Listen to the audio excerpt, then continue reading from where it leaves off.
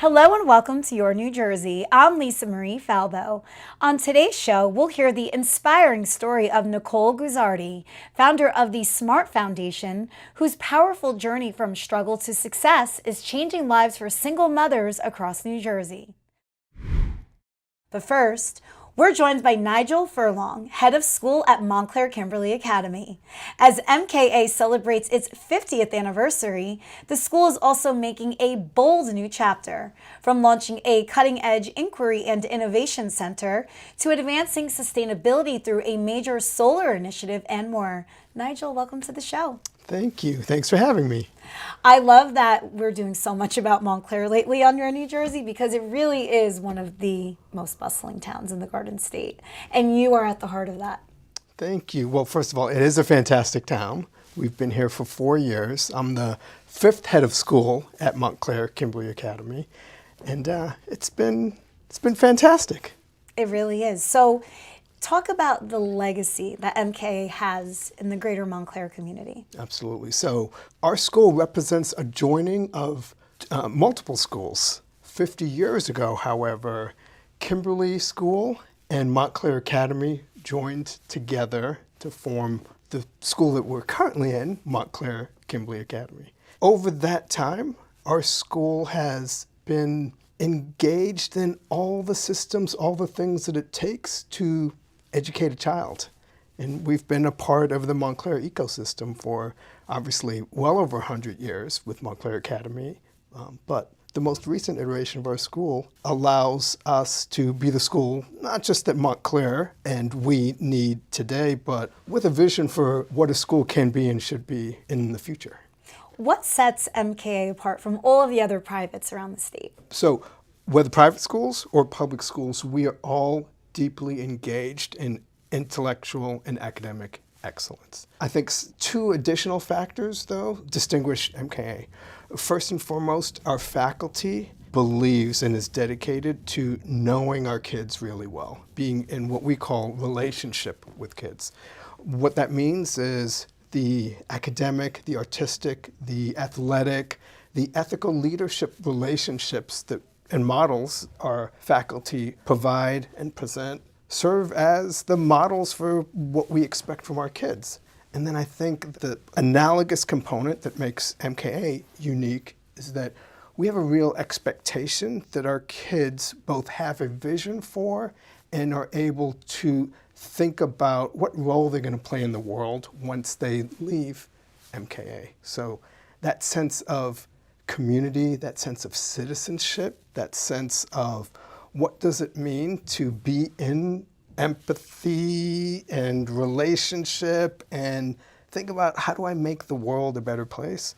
That has really sort of characterized our school for the last 50 years. I know you want your MKA students to be thinking about the environment and giving back in those ways. Talk to us about your solar initiative at the school. What a lesson to teach these kids. Yeah. So that initiative, which it started a few years ago, it's resulted in 1,717 solar panels.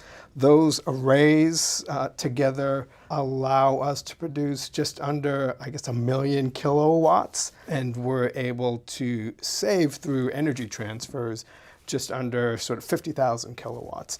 The main idea is that we are all responsible for environmental stewardship in whatever ways it's possible for us to be environmental stewards, whether that's through recycling, whether that's through thinking about food consumption, whether that's through energy use.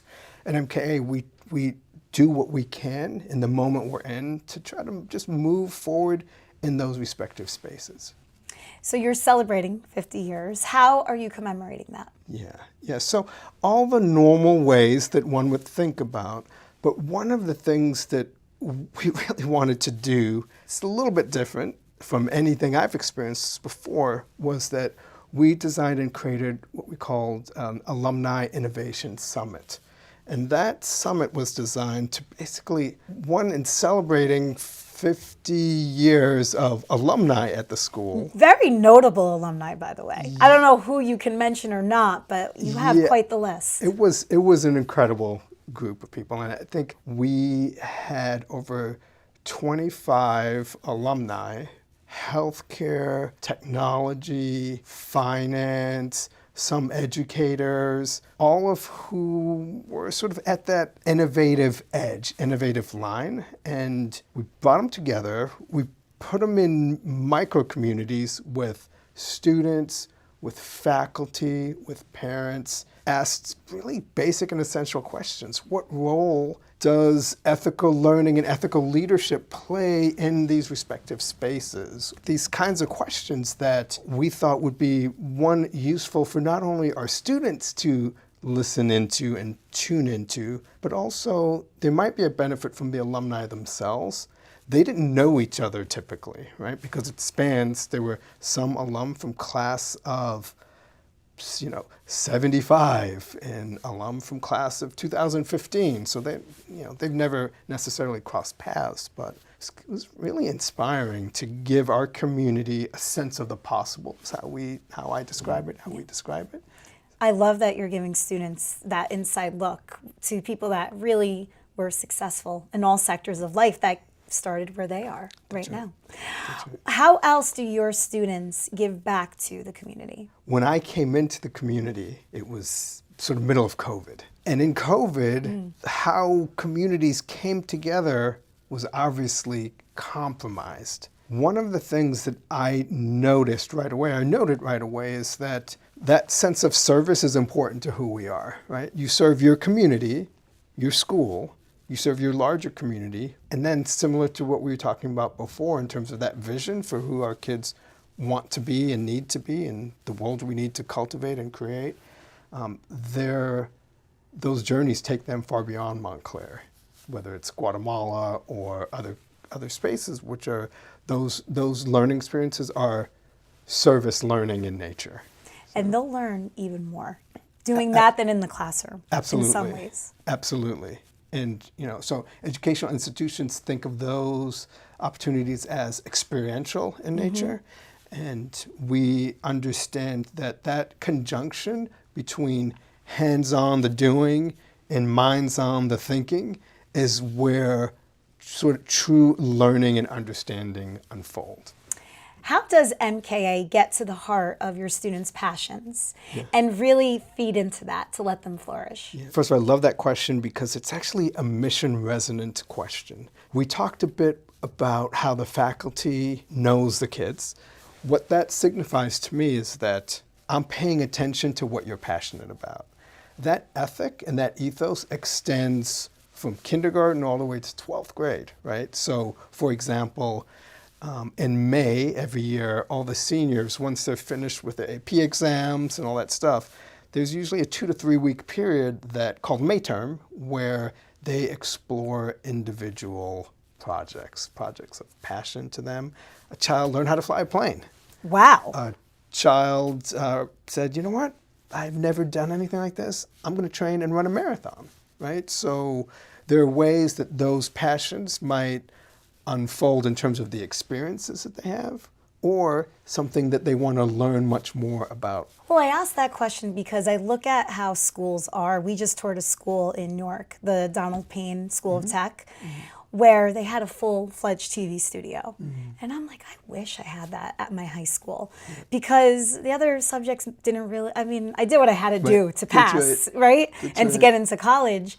But man, if I could have been here at 15 years old, I wonder where I would have been now. Absolutely. Because I would have been so locked in and engaged. And I love that education has gone in that way. Absolutely. And I know you have, obviously, at MKA. We are completing sort of our Inquiry and Innovation Center at the school. And that's really redesigned and expanded math, science, robotics spaces, collaborative spaces for both students and faculty. We design based on what our kids are asking for. I love that you listen to your students and you put that into action. And I have to say all the credit in the world goes to really, I guess it's 3 groups. First and foremost, the faculty, and then the MKA administration, and then the board of trustees, right? Like to excel in any way, you have to have those relationships and those partnerships, thinking, deliberating, stretching, at a really high level. Yeah, absolutely. Yeah. Before we wrap, why do you love doing this so much? Because clearly you do. So my family moved here from the West Indies, and no one in my family, actually sort of before me, had gone to college, or many had not finished high school, or whatever the level was like.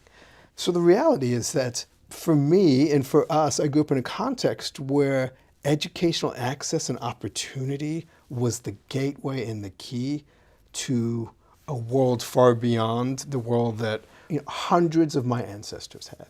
As an educator, and my wife is also an educator, it became important for us to continue to cultivate those kinds of opportunities for our own children, but also children in general. I love that answer. Well, MKA and the Montclair community are very lucky to have you. Nigel, where can people find out more about MKA? Yep, mka.org. We have all sorts of information about our schools: athletic, artistic, academic, ethical leadership, scientific, STEM plus, all the stuff that you can imagine. That space is a gateway to understanding who we are, what our values are. All right. Well, we're like 10 minutes away from your main school, right? Yes. Your high school. So we'll stop by and say hello one day. Absolutely. Thank you. All right. Thank you. Thank you. I'm honored to welcome Nicole Guzzardi, founder and president of the SMART Foundation, Single Moms All Rise Together, based in Marlboro. Nicole's path from hardship to entrepreneurship is nothing short of remarkable. Nicole, welcome to the show. Thank you for having me. We met a couple months back at the Women Warriors event at Hatch 44 in Metuchen Yes, with our we dear did. friend Jennifer Capella. Yeah. And I immediately was drawn to your story. So I'm really you. happy you're here today. Thank you. I'm really excited to be here. Tell us where the journey began. So it started, the SMART Foundation started a thought in my mind back when I was 26, 27 years old. I was just going through my first divorce. I am divorced twice. Just going through my first divorce, and while I was getting divorced, everybody else was getting married, starting to have kids. So I would just long for this community of women that just understood where I was coming from and what I was going through. My best friend, who's still my best friend, we're basically sisters. We've been best friends since we were 4. So we would talk. She was already a single mom.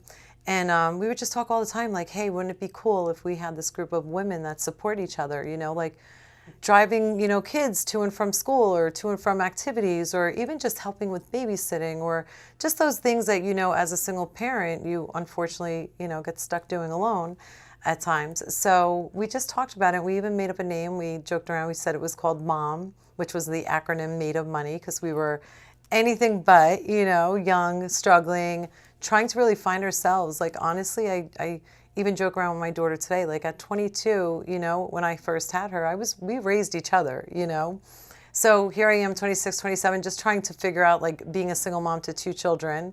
And we just always talked about, starting this group. And then as the years went on, I got remarried. I ended up getting divorced again at 40 and found myself back in the situation. And at this time, it was a lot different because now I had 3 children. 2 were a little older. My daughter, I think, was maybe 16 at the time. So my son was about he was 11. And then I had my daughter, who was only 5, because now I had my 3rd child with my second husband. And back to being a single mom, and just this time it was, like I said, different. It was harder just because, times were changing, and at the time I didn't have, the help from my ex-husband, so I was really doing it alone. I mean, I had family, I had friends, but how much could we really ask them? And I just found myself like in probably one of the worst, if not the worst, positions I've ever been in. So I was on food stamps and public assistance, and just really, honestly, like the worst position. My house was repoed was taken back by the house, by the bank.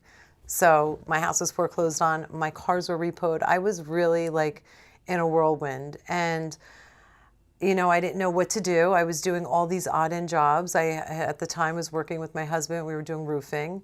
And so finished up those jobs and tried to do whatever I could just to make money and just to, provide for my children. And then I ended up falling into a career because I had met now my long-term partner. So I'd met him and I didn't tell him anything that was going on. I just knew I was like in a mess. And I was like, honestly, the first thing I said to him was, life is a beautiful mess. Every day above ground is a blessing, but you may want to run now because it's, I'm like in the worst position of my life and I just don't want to bring anybody into it. And he's like, I'll take my chances. Well, fast forward, he was into investing properties. My house was being foreclosed on. And he's like, let me help you. I can do this. So I got into flipping houses with him. And I was like, I can do this. I can definitely do this. I started flipping houses, earning more money in, 1 week than I was used to making, months of like struggling. And at the time, then I started picking myself up and I was like, you know what? I'm going to start that mom group because now I'm in a position to give back. I'm in a position to help. I can show that there's a light at the end of the tunnel. So the Smart Foundation was born. That is one incredible story. Oh, yeah. And congratulations Thank on you. overcoming time and time again to get yeah. where you are in life today. Yeah, thank you. Thank you. So the Smart Foundation, how do you help single moms? So we do everything from really like resources.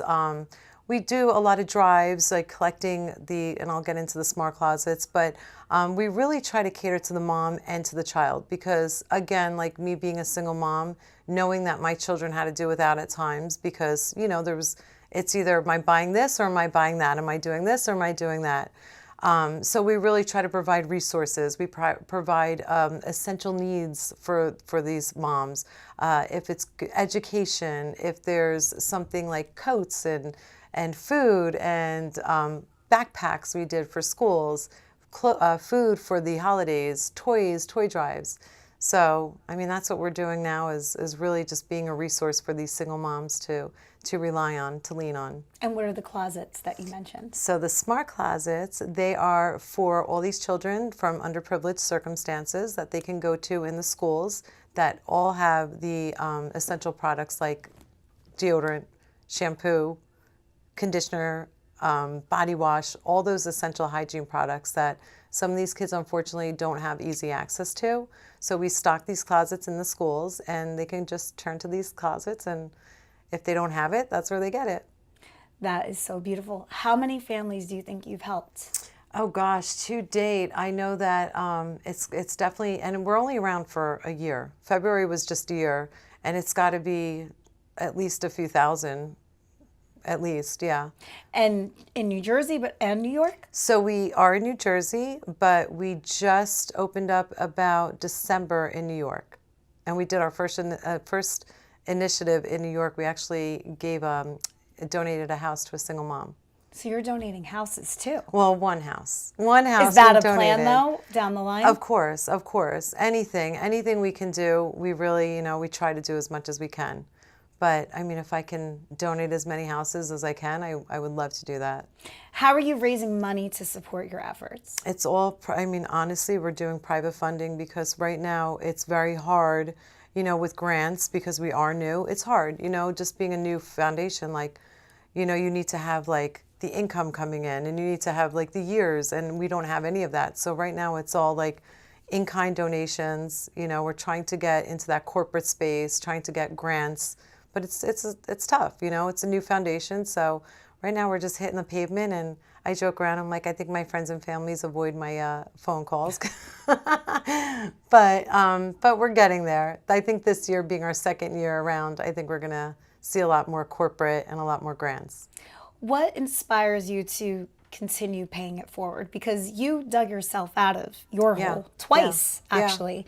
So why go back to that space maybe, even now? So, it's important for me because I know what it felt like. More than anybody, I knew what it felt like. And even though I had the help from family and I had the help from friends, it's still being in that position, and just being honestly in fear of how am I going to pay this bill or how am I going to get this or my daughter wants to join dance and how am I going to get her into dance? So all of those, like, you know, thoughts that you have, and just that, I guess, guilt kind of like, you know, not having the father around, not having it, you know, the white picket fence, the mom and the dad and the dog. Like, you know, for me, it means a lot because seeing these children's faces when you give them something that, you know, it's harder for them to get, is so rewarding that it makes you want to just keep doing it. You know, that give back is such a good feeling.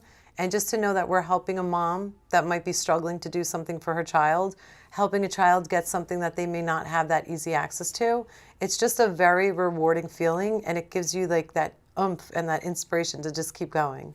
At the event that we did Yeah. back at Hatch with Jen, Yes. what were you doing there? So Jen invited me. She actually did raffles. So she had all the proceeds of the raffles come back to the Smart Foundation. Nice. So you're tied into a lot of those grassroots efforts? So honestly, Jen and I connected because I have a networking group as well. So Jen and I connected because we're in the same space and we just clicked. Like, you know, when you just have two energies that just get along. So her and I clicked, and you know, I know there's a couple of other groups that do it as well. Like if they have any type of, you know, fundraisers or any type of raffles, they'll give back. So I've had a couple do that. So Tell us about your networking group. So my networking group is called the Committee, GNO. It stands for Girls Networking Out. And ironically, when I started my new career, flipping houses, developing real estate, I had said to Billy, my boyfriend, I said, how am I going to get my name out there? Like, I'm starting over. Like, this is like 40 years old and starting again. Like, what do I do? And he's like, why don't you just go network? And I was like, I think I'm going to start my own networking group. Like, I want, not that I, honestly, in all transparency, I didn't know it was going to turn into what it has. But I said, maybe I'll just get some girls together. We can go meet out at a restaurant. That first meetup had over 50 women show up, and they wanted more of it. Like, they were like, let's do this every month. This is so much fun. And the committee was born, and it's been 6 years. I have a couple hundred members. We do, every month we meet up and in person. I have a couple of chapters going now, a couple in the works. So yeah, and it was all to generate leads. And literally the first year in business, just through networking, I was able to generate over $1 million in revenue. Unbelievable. It's crazy, just Where from networking. Yeah, just from, I mean, I love the power of networking groups. I wish I had the time. Yeah, right. Now right. I just, a 4 and a 2-year-old, That's it's tough. Yeah. Yeah. It's a little, You're in the deep of it. yeah, right a little, I'll be out of it, I think, soon. Yeah. Where in New Jersey do you meet? All over New Jersey, but right now we have chapters in Bergen County and then Monmouth County. So, but we do little meetups here and there, you know, but really it's more Central and North Jersey right now. Did you imagine that this was going to be your life? No, I didn't. And it just goes to show, like, you just never know. You never know what to expect. You know, I always say, like, I don't look at anything that I've went through as like a bad thing. I actually look at it as all a good thing, a positive thing, because every decision I've made and everything I went through all led me to where I am today, you know, and I feel like just things happen for a reason, you know, even if they're not a good thing and it's a bad thing. I feel like there's a purpose for it, you know, and what doesn't kill us makes us stronger. But I would have never thought that I would have went through what I went through. And listen, you know, I still hopefully, knock on wood, have another 50 years to go. So you never know what, you know, what the future holds. But the good thing is I always stay positive. Nobody ever knew whenever I was going through like hard times. When people would hear like, oh my gosh, you're going through that? Because I would just go about my day with a smile. I would just be very positive, and, you know, it's just the key to life, I think. Where can people find out more about the Smart Foundation? On our website, thesmartfoundation.org. And what about the networking group? The networking has the committee, gno.com. I love that. And I have a website for myself, therealng.com, and that just goes develop my real estate, the committee, the Smart Foundation. So if anything, you can connect with me on therealng.com. One-stop shopping. The one-stop shop. By the way, how many properties do you have in development right now? So we develop about 200 to 250 a year. Wow. And I think right now we probably have, between New York, New Jersey, and Pennsylvania, I would say we probably have close to 25 projects going on. So yeah, we do all over New Jersey, all over New York. So we just dipped into the Pennsylvania market. But yeah, we're the place to go, or the place to call if you want to sell your house fast for cash. People facing foreclosure. That's why when I met Billy and he was like, I started to like little by little tell him my story. He was like, I can help you. Like, we can get this house back. We can flip this house. And but Do you yeah, still have the house in your possession? so we sold that house and we bought another house. Okay. We had to flip that house. So we sold that house. So That's so cool. yeah, at one time I was losing a house. Now I own properties. I have Airbnbs. I'm flipping houses. I'm donating houses. Unbelievable. So you never know. You never know. Exactly. And I hope people watching this get inspired. If Yeah. they're going through a hardship in their life, Absolutely. there is light at the end of the tunnel. I always say that. There really is. And Nicole. everything happens for a reason. Yes. So. Thank you so much for being here. Thank you for having me. Thank you for joining me on another episode of Your New Jersey. I'm Lisa Marie Falbo. We'll see you back here next week.